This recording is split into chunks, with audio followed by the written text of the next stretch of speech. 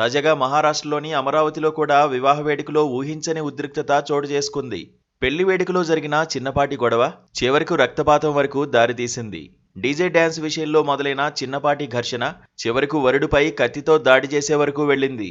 అయితే ఈ ఘటనలో ఆశ్చర్యకరమైన విషయం ఏమిటంటే దాడి చేసిన నిందితుడిని పట్టించిన ఘనత ఒక డ్రోన్ కెమెరాకి దక్కింది.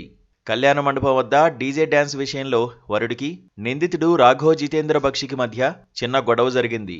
ఇరువురు ఒకరినొకరు నెట్టుకోవడంతో బక్షి ఆవేశంతో కత్తి తీసి వేదికపైకి వచ్చాడు.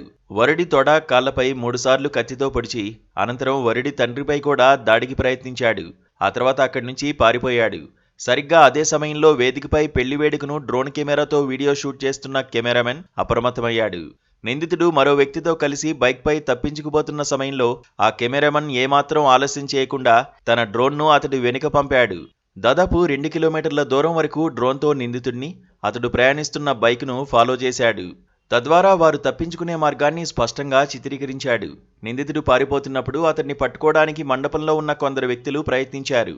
వారిలో ఒక వ్యక్తి బైక్ వెనుక పరిగెత్తి పట్టుకోవడానికి ట్రై చేయగా రాఘవ్ బక్షి కత్తి చూపించి బెదిరించాడు. ఈ దృశ్యాలన్నీ కూడా డ్రోన్ ఫుటేజ్లో రికార్డయ్యాయి. కళ్యాణ మండపం నుంచి నేరుగా జాతీయ రహదారి వైపు నిందితులు తప్పించుకోవడం వీడియోలో స్పష్టంగా కనిపించింది. ఈ ఘటన తర్వాత పోలీసులు ఈ కీలకమైన డ్రోన్ ఫుటేజ్ను స్వాధీనం చేసుకున్నారు.